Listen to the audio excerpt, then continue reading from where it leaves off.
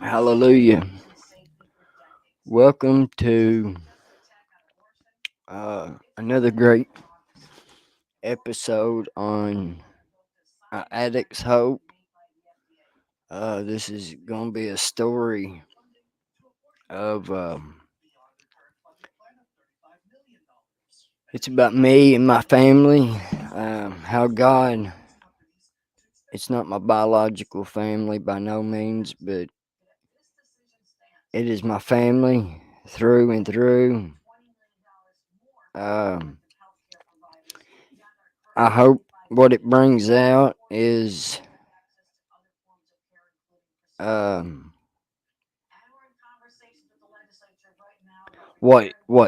if you have faith and you put action in with if you put action with faith, it it can do awesome things. It can do amazing things. And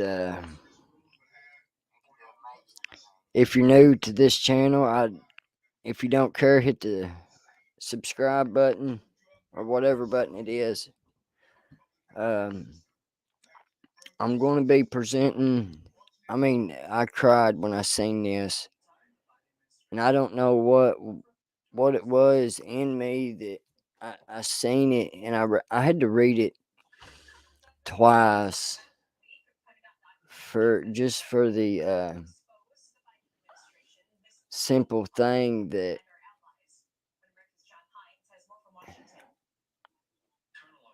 for the simple fact that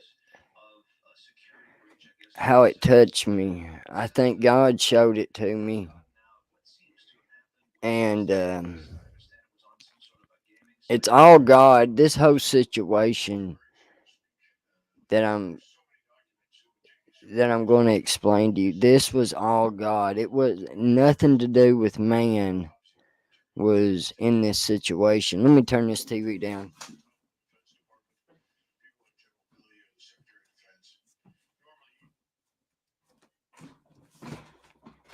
But like what I was saying, it was all God. It wasn't no man involved. It was all God. And how do I know that? Is because man can't do nothing. And God knows everything. He knows what your heart desires. He knows how you feel on a daily basis. He knows every hair on your head is counted by him.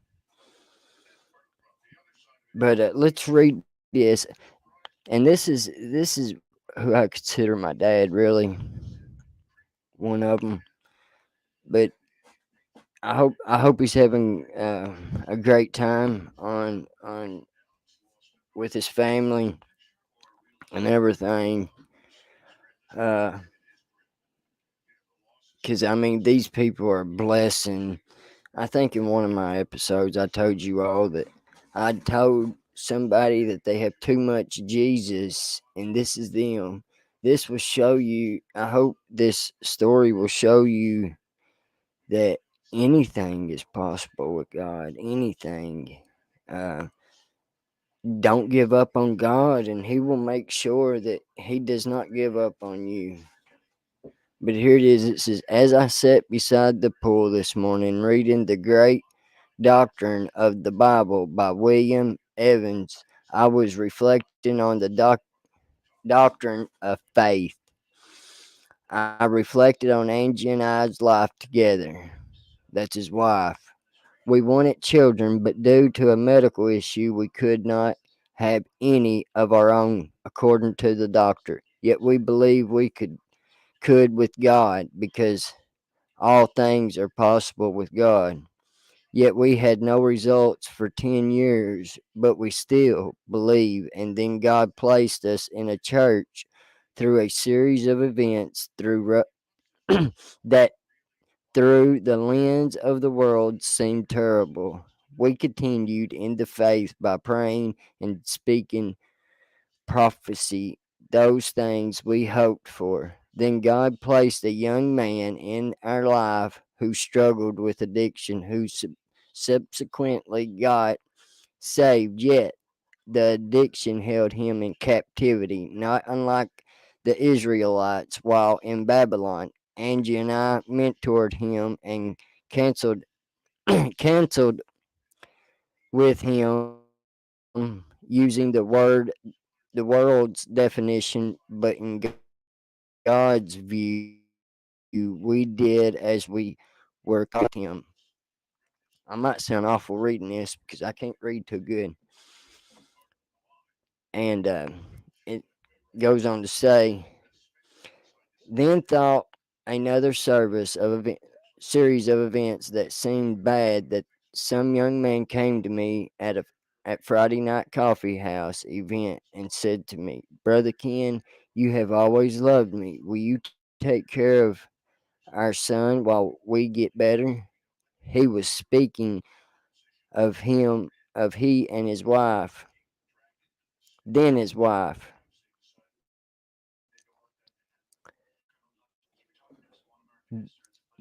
I mean, this is all God, and when you put action with faith, I mean, anything's possible.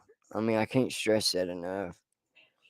And it says this place Angie Metcalf in a situation where her desire for a baby of her own made her concerned if she could temporarily care for someone else's 2-month old without coveting him. Then God spoke to her heart, and she realized how could she accept God to provide her desire if she could not do this task. So we did. The story still continues today as the baby is now almost 13 years old and we are his mother and father. The situation has repeated itself in several interactions. We have adults of addiction that consider us their mother and father, and children of addiction that also consider us their mother and father, or nan and pop pop. We have also been reunited with my biological daughter, who was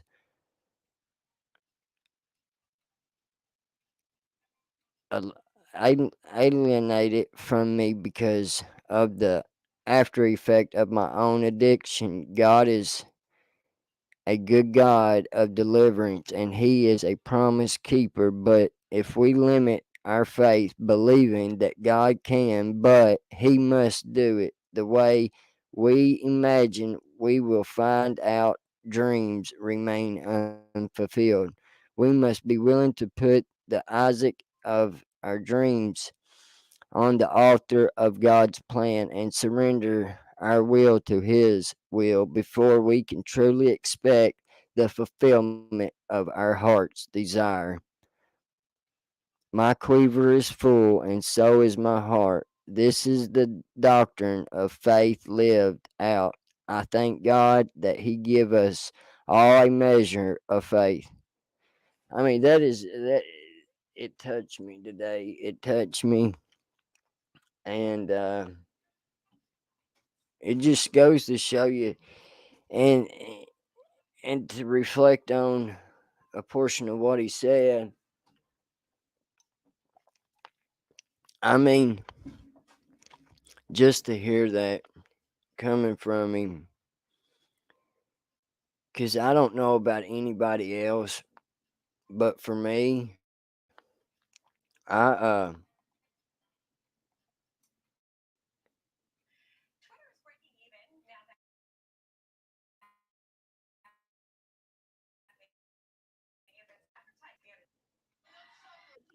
I I never really a family. My mom and dad was married for a little bit. They got it was because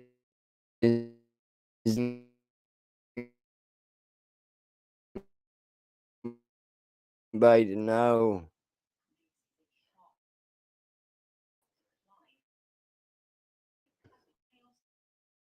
On medication.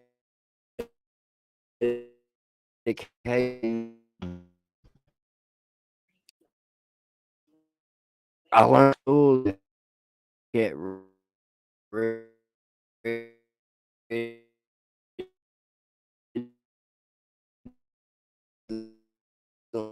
since then. I mean, then when it came down to the nitty gritty or the not so good times, I would get God back out of the box that I put him in. And when things got good again, I got my dope. I'd put him back in that box. And like I told y'all before, I prayed one night in in my and it didn't happen like I wanted it to. But I mean, he got me sober, and it was all gone. And I don't know if I could say I had faith because I knew who God was, but I didn't know what he was, what he could do up until my firstborn child, and I'd prayed for him. I prayed hard too. I'm like, God, if you give me a kid, I'll quit using drugs. Like trying to make a deal with him or something. And he gave it to me. I believe he gave it to me to see what I would do with it. To see that was my test to see if I was going to obey him or if I was just going to put him back in the box and shove him away. And I want to think that I passed because I was in no shape. And the woman who I was with, she was in no shape at all to have one. She dealt with bad postpartum. Me, I wanted him, but really when he came, sitting back, it was a hindrance to me for my drugs. And why should I punish a child that didn't ask to be in this world? Why should he get punished for my actions, my for stuff that I do? And that's what it would have been. It's like I can go 3, 4, 5 a week, 2 weeks without food, but a kid can't, a baby can't. And but I knew God, I knew him because I'd talk to the guy every time I'd see him. He'd smile, and being on the street and being a dope head. I don't know about you all, but everybody looked down at me. Everybody. I remember walking into a couple churches, and they would just shun me, or they would look at me like, "What's he doing here? Why is this dope head in here?" And it was sad. It was real sad to know that these are supposed to be godly people who are shunning me. I thought that was who God went and sat down and ate with and everything else. But now today, I think that it was a test from God that He was putting me through that only He knew the plan. I didn't know it. And I wanted a kid. Then I can remember I remember giving them to him. They came and got him, and I took him over to their house. And the kid had never really smiled. Never smiled. A newborn never smiled. And we get there, and he smiled. It was like a smile, like at peace. And you have a bond with your child, and you know when they're not happy, when they're sad, when they're about to cry, when they're not about to cry, when they're in a good mood, when they're depressed. You know it. And I think it was at that point, I didn't tell them, we didn't, but it was at that point that I knew, and it was peace.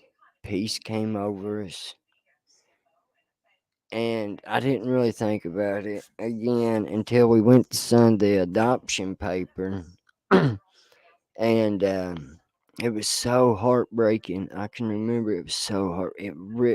It felt like something was just yanking their hand in my heart and just ripping it out, and it was so heartbreaking. And I started crying, sobbing, and everything else. All these emotions went through, and I think I was a little high.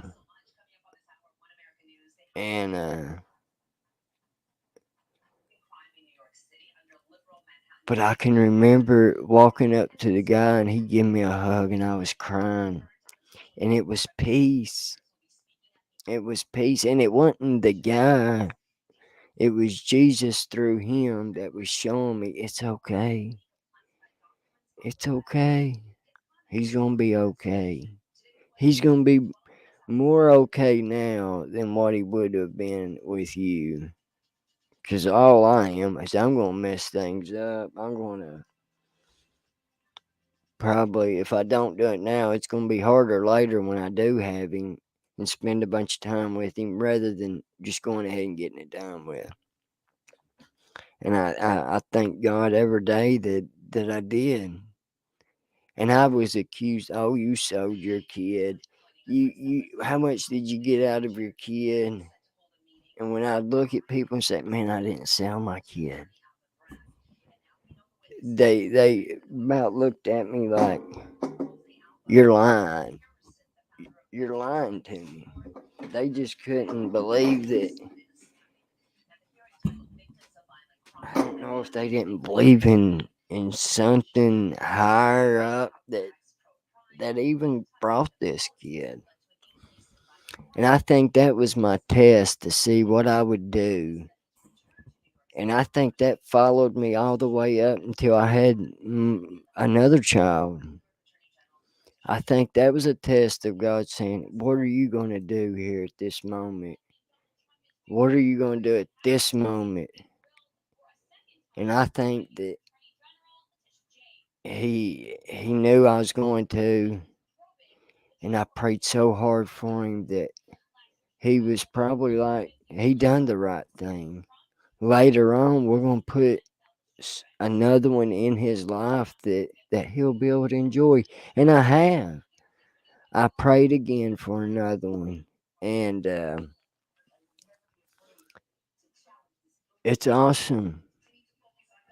The oldest boy has a brother that he gets to see, that he gets to spend time with, that I get to see and God is so, it's not crazy, but he's awesome. He's awesome. He's so awesome.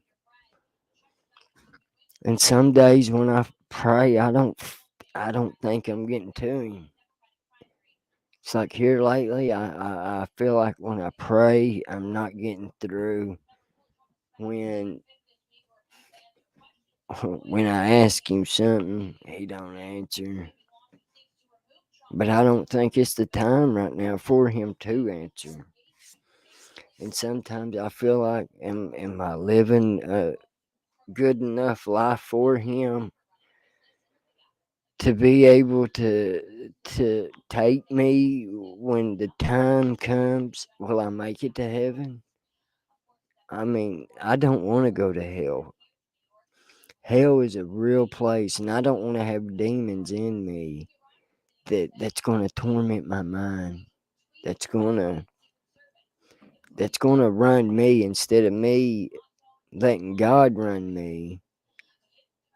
I don't want to. I don't want a demon possessed. I don't want to be demon possessed. I've been there. I've been there to where I didn't want nothing from the world, where nothing really mattered, because I'd been in and out of church. And they say when you go to church and get saved and you leave and go back out, it's true. You get 7 times as many. And it's a sad place to be. But anyways, I mean, they prayed for years. This couple prayed for years. And throughout the pain and the suffering, God done them like he done.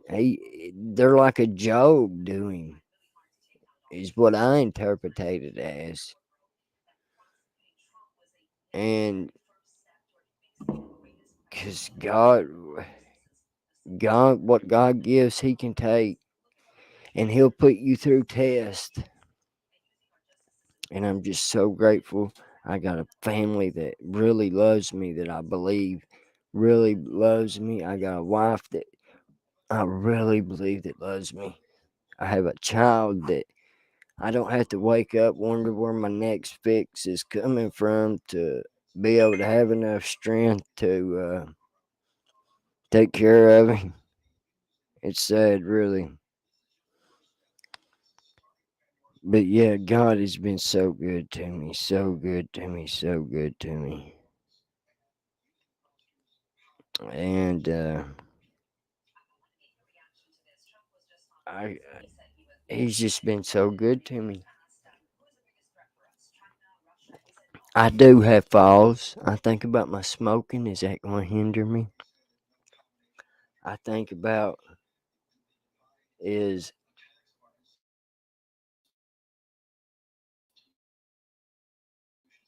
that is is anything that I'm doing going to keep me from heaven?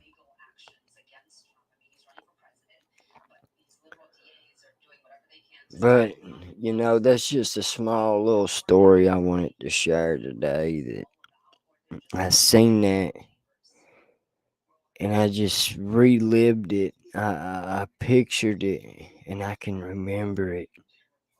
And that's the good thing about being sober is you can, out of all the bad times, you thank God for them because it's made you who you are. And I relived it and it was like so satisfying. When used to it break my heart. But anyways, remember, faith with action, do anything. Do anything. If the church would do them too, this world wouldn't be in the shape that it's in. If if they would do that, this world would be amazing. There'd be no hungry. There would be no homeless. I mean, I've been thinking about this too. That there's no sense in war. There's no sense at all. There's nothing that two people can't sit down, talk about, and work out. There's nothing. So, look, hey, if y'all don't know Jesus, get to know him. Just ask him, say, Lord, forgive me for my sins. And you don't have to quit everything. You don't have to quit the dope, the marijuana, the drinking all at once. He will let you know when it's your time to quit. Anyways, God bless you, and remember, Jesus loves you.